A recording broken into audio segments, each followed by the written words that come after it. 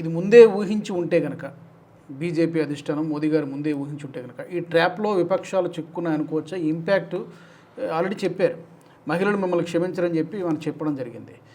ప్రస్తుతం జరుగుతున్నటువంటి ఎన్నికల్లో ఈ ఫలితాల మీద ఏమైనా ఉంటుందంటారా? అంటే ఎన్నికల్లో ఫలితాల కంటే కూడా ఇది ఇమ్మీడియట్గా చాలామందికి అర్థం కావట్లేదు. చాలామంది దీన్ని అంటే ఫస్ట్ డైజెస్ట్ అవ్వట్లేదు. డైజెస్ట్ అవ్వడానికి కొంత టైం పడుతుంది ఎప్పుడు కూడా, ఏదైనా సరే. ఒక ఇష్యూ వచ్చినప్పుడు అసలు ఫస్ట్ వీళ్ళు 3 రోజుల ప్రత్యేక సమావేశాలు ఎందుకు నిర్వహించారు అన్న దగ్గరే ప్రతిపక్షాల మైండ్స్ అన్ని బ్లాక్ అయిపోయి ఉన్నాయి. నా ఇప్పుడు ఎందుకు పెట్టారు? ఎలక్షన్స్ ఉన్నాయి కాబట్టి పెట్టారా? ఎలక్షన్స్ ఉన్నాయి కాబట్టి పెట్టారా అని అంటే కొండా విశ్వేశ్వరరెడ్డి గారు మంచి సమాధానం చెప్పారు. నాకు చాలా పర్ఫెక్ట్గా అనిపించింది. ఆయన ఏం చెప్పారంటే, ఎలక్షన్స్ ఉన్నప్పుడే కదా అసలు నిజంగా రాజకీయ పార్టీల వైఖరి ఏంటో చెప్పాల్సింది. You got it. So elections ఉన్నాయి కాబట్టి మోదీ గారు పెట్టారన్నారు. ఎలక్షన్స్ ఉన్నాయి కాబట్టి మీరు ఒప్పుకుంటే అయిపోద్ది కదా, మరి మీకు కూడా వస్తుంది కదా క్రెడిట్ తీసుకోండి అని చెప్పారు కదా. క్రెడిట్ తీసుకోండి అని చెప్పారు కదా.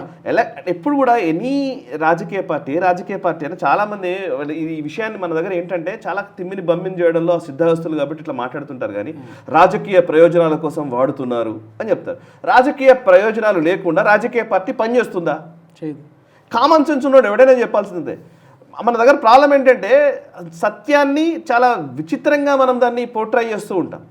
లాభాపేక్ష కోసం వ్యాపారం చేస్తున్నాడు అంటే వ్యాపారమే లాభాపేక్ష. అసలు వ్యాపారం చేయడమే ఖచ్చితంగా ప్రాఫిట్స్ ఓరియంటెడ్గా ఉండాలి. అది బేసిక్ థింగ్. అది నువ్వు దాన్ని ఎలా మాట్లాడతావు? సో అంటే సేమ్ థింగ్ రాజకీయ ప్రయోజనాలు. అఫ్ కోర్స్ రాజకీయ ప్రయోజనాలు ఉంటాయి, ఎందుకుండవు? రాజకీయ ప్రయోజనాలు అది దేశ హితం కోసమా, దేశానికి నష్టం చేసేదా అనేది మనం ఆలోచించాలి. అది వేరే విషయం. బట్ ఆబ్వియస్లీ ఒక పొలిటికల్ పార్టీ నడుపుతున్నాడు. పొలిటికల్ పార్టీ రాజకీయ ప్రయోజనాలు చూసుకోకుండా ఎందుకు చేస్తుంది? మరి రాజకీయ ప్రయోజనాలు చూసుకునే మీరు ఆపేశారా? రాజకీయ ప్రయోజనాల కోసం మోదీ బిల్లు తీసుకొచ్చారన్నారు. మరి రాజకీయ ప్రయోజనాల కోసమే మేము ఆపామని చెప్పగలరా? Same applies to you also, right? So point ఏంటంటే ఇప్పుడు మహిళా రిజర్వేషన్ ఉన్నాయి, ఎలక్షన్స్ ఉన్నాయి. ఎలక్షన్స్ ముందే మేము మహిళా రిజర్వేషన్ తీసుకొచ్చాం, మహిళా రిజర్వేషన్ తీయాలని మోదీ అనుకుంటున్నారు అన్నారు. సో ఎందుకు కాదో మీరు చెప్పండి. నేను ఇప్పుడు అడిగేది ఏంటంటే సౌత్ ఇండియన్ స్టేట్స్కి లాభం జరగాలి అని మీరు అన్నారు అనుకోండి. సౌత్ ఇండియన్ స్టేట్స్కి లాభం జరగాలి, వాళ్ళకే తెలియట్లేదు. వాళ్ళు కాంట్రడిక్ట్ చేసుకుంటున్నారు వాళ్ళ స్టేట్మెంట్స్ని వాళ్ళు. సౌత్ ఇండియన్ స్టేట్స్కి న్యాయం జరగాలి అని అంటే సెన్సస్ ప్రకారంగా జరగాలన్న బిల్లు 2023లో తెచ్చింది ఉండనియా? సెన్సస్ ప్రకారంగా మీరు ఒప్పుకుంటారా? ఒప్పుకోరు కదా మళ్ళీ. సో ఇప్పుడు ఎందుకు తీసుకొచ్చావు అని అంటే ఎలక్షన్స్ కోసం తీసుకొచ్చావు అని అనుకో. ఎలక్షన్ కోసమే తీసుకొచ్చాము, కానీ ఇందుకోసం మేము వ్యతిరేకిస్తున్నామని చెప్పండి. ఇప్పుడు 50% అదనంగా అని చెప్తున్నారు. ఇప్పుడు గొడవ ఏంటి? ఇందులో వీళ్ళు చెప్తున్న లెక్క ప్రకారం మనకి ఎన్ని సీట్లు వస్తాయి? తమిళనాడుకు 39 సీట్లు ఉన్నాయి, +20 అంటే అందులో సగం సీట్లను యాడ్ చేస్తారు. +20 అంటే 59 సీట్లు అవుతాయి. Representation is same. అంటే మొత్తం ఓవరాల్ పార్లమెంట్లో ఎంత రిప్రజెంటేషన్ ఉంది ఈరోజు, రేపు పొద్దున నియోజకవర్గాల పునర్విభజన జరిగిన తర్వాత కూడా ఎంత రిప్రజెంటేషన్ ఉంటుంది? దీంట్లో వ్యత్యాసం రావద్దు కదా. మనం మామూలుగా అది కదా గొడవ, పర్సంటేజ్ కదా. సో అది పర్సంటేజ్ మారకుండా ఉండడం కోసమే ఒక యూనిఫార్మిటీతో కూడినటువంటి ఒక విధానాన్ని మోదీ ప్రభుత్వం ప్రపోజ్ చేసింది. లేదు ఇది కాదు అన్నారు అనుకోండి, మీరు కొత్త ప్రతిపాదన చేయండి. కొత్త ప్రతిపాదన అనగానే రేవంత్ రెడ్డి ప్రతిపాదన వస్తుంది. రేవంత్ రెడ్డి ఏం ప్రతిపాదన చేశాడు? హైబ్రిడ్ విధానం అన్నాడు. హైబ్రిడ్ విధానం అంటే ప్రో రేట్ ఆఫ్ 50% ఆర్థిక అంశాలు అన్నాడు. అంటే ఆర్థికంగా పురోభివృద్ధి చెందినటువంటి దేశాలకు కొంచెం నియోజకవర్గాల విషయంలో కొంచెం ఎక్కువ పెద్దపీట వేయాలనేది ఆయన పాయింట్, రైట్? ఆర్థికంగా పురోభివృద్ధి చెందిన దేశాలు అన్నాడు. నిజంగానే మాట్లాడితే ఇప్పుడు మనం ఇప్పటిదాకా ఏ ప్రాతిపదికన ఉందో చూద్దాం. ఈ రోజున్న పరిస్థితిలో వీళ్ళు సౌత్ ఇండియా అంటున్నారు కదా. నేను సౌత్ ఇండియా గురించే మాట్లాడతాను. సో ఇప్పుడు మీరు సౌత్ ఇండియన్ స్టేట్సే, 2 సౌత్ ఇండియన్ స్టేట్స్ గురించే మనం మాట్లాడదాం. ఆయన ఏమంటాడు? కేరళ, తెలంగాణ 2 రాష్ట్రాల్లో మనం కంపేర్ చేద్దాం. తెలంగాణలో జనాభా 3.85 కోట్ల నుంచి 3.95 కోట్ల జనాభా ఉన్నారు యాజ్ ఆఫ్ నౌ, రైట్? అంటే సుమారు 3.8 కోట్ల జనాభా ఉన్నటువంటి తెలంగాణకి 17 స్థానాలు ఉన్నాయి, లోక్సభ స్థానాలు, రైట్? కేరళకి 3.57 నుంచి 3.61 కోట్ల వరకు ఉన్నారు, సుమారుగా 3.6 కోట్లు. అంటే తెలంగాణ కంటే తక్కువ జనాభా ఉన్నారు, కానీ వాళ్ళకి 20 సీట్లు ఉన్నాయి. వాళ్ళ తెలంగాణ జనాభా కంటే తక్కువ జనాభా ఉన్నటువంటి కేరళకు 20 సీట్లు ఉన్నాయి, తెలంగాణకేమో 17 సీట్లు ఉన్నాయి. మరి దాన్ని ఏమంటారు? ఇవాళ జీడిపి ఆధారంగానే చూసామనుకోండి. జీడిపి ఆధారంగా చూస్తే మహారాష్ట్ర అన్నింటికంటే ఎక్కువ జీడిపి ఉన్నటువంటి రాష్ట్రం. మహారాష్ట్రకి ఎక్కువ సీట్లు ఇవ్వాలి. మరి ఇప్పుడు ఈ లెక్కన జీడిపి ఆధారంగానే మనం వెళ్ళాలంటే నేను కొన్ని ఎగ్జాంపుల్స్ చెప్తా. జీడిపి చూద్దాం అనుకోండి, రైట్? మణిపూర్ జీడిపి 60,000 కోట్లు, 2 సీట్లు ఉన్నాయి. అంటే వాళ్ళకి సీటే ఇవ్వద్దిగా 60,000 కోట్లు. తెలంగాణ జీడిపి ఎంత 19 లక్షల కోట్లు, రైట్? తెలంగాణ జనాభా జీడిపి 19.6 లక్షల కోట్లు. 19.6 లక్షల కోట్లున్న జనాభాకి 17 సీట్లు ఉన్నాయి.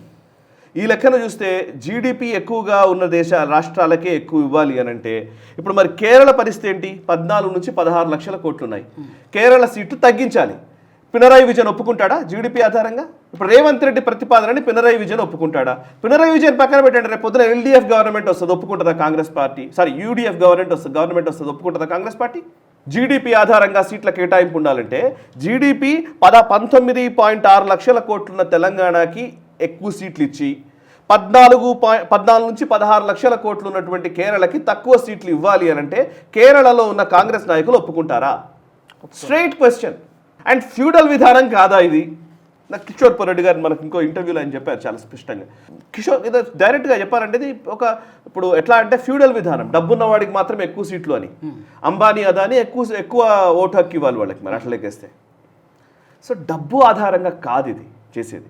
సో ఏదైనా ప్రత్యామ్నాయం చూపించాలంటే ఇప్పుడు జనాభా ప్రాతిపదికన కాదు అంటున్నారు. మరి ఏ ప్రాతిపదికన చెప్పండి? గవర్నమెంట్ ఏం చేస్తుంది, కేంద్ర ప్రభుత్వం ఏం చెప్తుంది? 50% అదనంగా అన్నది. ఒక ప్రపోజల్ తెచ్చారు, లేదండి ఇది కాదు, ఇట్లా చేస్తే బాగుంటుంది. కమ్ విత్ అన్ ఐడియా, ప్రపోజల్తో మీరు రండి. అట్లా కాకుండా మీరు అదే కంటిన్యూ చేసాం, అప్పుడే మహిళా రిజర్వేషన్ బిల్ తెచ్చారు, మళ్ళీ ఇప్పుడు తెచ్చారు అంటే ఆ రోజు తెచ్చిన బిల్లు ప్రకారం చేయాలనంటే జనాభా ప్రాతిపదికన మీరు ఒప్పుకుంటారా? సౌత్ ఇండియన్ స్టేట్స్ నష్టపోవా? అరే సౌత్ ఇండియన్ స్టేట్స్ నష్టపోతాయి అన్న విషయాన్ని మీరు ఒప్పుకుంటున్నారు, మీకు తెలియకుండానే మీరు దాన్నే ప్రచారం చేస్తున్నారు. టెక్నికల్లీ ఇవాళ రేపు పొద్దున నేను అందుకే అంటున్నారు, ట్రాప్లో పడ్డారు వీళ్ళు అంటున్నారు. కనీసం అవగాహన లేకుండా, కనీసం చర్చించకుండా విపక్షాలు ఇదేదో మోదీ పైన కక్ష కట్టి ఏదో మోదీని ఓడించామనుకుంటున్నారు, కానీ నిజానికి వాళ్ళే ట్రాప్లో పడ్డారు. ఇది నా point. And Rahul Gandhi argument చూడండి, క్వైట్ ఆపోజిట్ ఆర్గ్యుమెంట్. ఆయన ఓబీసీ రిజర్వేషన్ల గురించి మాట్లాడాడు. ఆయన ఓబీసీలకు ఇందులో న్యాయం కల్పించలేదు ఈ మహిళా రిజర్వేషన్ బిల్లులో అన్నాడు. ఓబీసీలకు న్యాయం జరిపించలేదు అంటే నేను క్వశ్చన్ అడుగుతాను, 2023 మహిళా రిజర్వేషన్ బిల్లులో ఓబీసీ ప్రస్తావన ఉందా? మరి అప్పుడు ఎందుకు ఏం మాట్లాడారు? 2023 మహిళా రిజర్వేషన్ బిల్లులో ఓబీసీ ప్రస్తావన లేదు కదా, కానీ మరి దానికి మేము అంగీకరిస్తున్నాం అన్నావు కదా, మరి దానికి దీనికి ఏంటి డిఫరెన్స్ ఉంది? ఎవరైనా కామన్ సెన్స్ ఉన్నవాళ్ళు ఎవరైనా సరే అడిగే ప్రశ్నలు. అందుకే నేను అంటున్నాను, డైజెస్ట్ కావడానికి టైం పడుతుంది అంటున్నాను. 1-2 days, 1 week or 10 days, 15 days, ఇవన్నీ జనాలకు అర్థమవుతున్న క్రమంలో విపక్షాలు ఎక్స్పోజ్ అవుతూనే ఉంటాయి. That is the problem. అందుకే ట్రాప్లో ఉన్నారనేది. అదే రాహుల్ గాంధీ ఇంతకుముందు చెప్పిన మాట చెప్తున్నాడు, జిత్నా ఆబాదీ ఉత్నా హక్కు అంటాడు. ఎంతమంది జనాభా ఉంటే అంత హక్కులు రావాలి, అన్ని రిజర్వేషన్స్ ఉండాలనేది రాహుల్ గాంధీ వెర్షన్, రైట్? జనాభా ప్రాతిపదికన జరగాలనేది ఆయన వెర్షన్. జనాభా ప్రాతిపదికన నియోజకవర్గాల విభజన మాత్రం జరగొద్దంటాడు. సో జనాభా ప్రాతిపదికన రిజర్వేషన్లు ఉండాలి, హక్కులు ఉండాలన్న వ్యక్తి మళ్ళీ జనాభా ప్రాతిపదికన ఇక్కడ డీలిమిటేషన్స్ జరగకూడదు అంటాడు. సో తనను తాను కాంట్రాడిక్ట్ చేసుకుంటున్నాడు. ఇక్కడ ప్రాబ్లం ఏంటంటే నాకేమనిపిస్తుంది అంటే కాంగ్రెస్ పార్టీలో స్టేట్స్మెన్స్ లేరు. అంటే చదివిన వాళ్ళు, కొంచెం ఒక అవగాహనతో ఉన్నవాళ్ళు, మెచ్యూరిటీతో ఆలోచించగలిగే వాళ్ళు లేకపోవడం అనేది ఇప్పుడు కొట్టొచ్చినట్టు కనబడుతుంది. అందుకే దీన్ని వీళ్ళ ఇమ్మెచ్యూరిటీని నిజంగా మాట్లాడితే వీళ్ళకు ఉన్నటువంటి ఈ ఉడుకుతనాన్ని ఇష్టం వచ్చినట్టుగా ఏదో మోదీని ఓడించామనుకొని వీళ్ళు ఏదో అనుకుంటున్నారు, కానీ వాళ్ళు నిజంగా చెప్పాలంటే ఇది మోదీ అండ్ అమిత్ షా ఒక ట్రాప్ వేస్తే ట్రాప్లో పడ్డాయి విపక్షాలు అనడానికి ఇవన్నీ ఉదాహరణలు. ఈజీగా ఇవన్నీ డిస్మాంటిల్ అయిపోతాయి, వీళ్ళ ఆర్గ్యుమెంట్స్ అన్నీ డిస్మాంటిల్ అయిపోతాయి. వీళ్ళు ఏం చెప్తున్నారు, ఆర్గ్యుమెంట్స్ని సరిగ్గా అర్థం చేసుకొని ఇది కదా ఉంది అని అంటే వాళ్ళు బీజేపీ విడమర్చి చెప్పడం మొదలు పెట్టింది. ఇప్పుడు క్షేత్రస్థాయికి వెళ్ళాలని వాళ్ళు నిర్ణయించుకుంది కూడా అందుకోసం. క్షేత్రస్థాయిలో ఇవన్నీ ప్రజల్లోకి తీసుకెళ్తూ ఉంటారు. సో ఎవరు డిఫెన్స్లో ఉంటారు అప్పుడు? ప్రతిపక్షాలు. సో నిజానికి వాళ్ళకు ఒక అవకాశం ఉండింది. ఈ వీడియో మీకు నచ్చినట్టయితే లైక్ చేయండి, 10 మందికి షేర్ చేయండి. అలాగే కామెంట్ల రూపంలో మీ అభిప్రాయాలను మాతో పంచుకోండి. Nationalist hub group of channels ను సబ్స్క్రైబ్ చేసుకుని తెలుగునాట జాతీయవాద జర్నలిజాన్ని ప్రోత్సహించండి. ఈ వీడియో కింద ఉన్న బెల్ ఐకాన్ పై క్లిక్ చేయడం మర్చిపోవద్దు.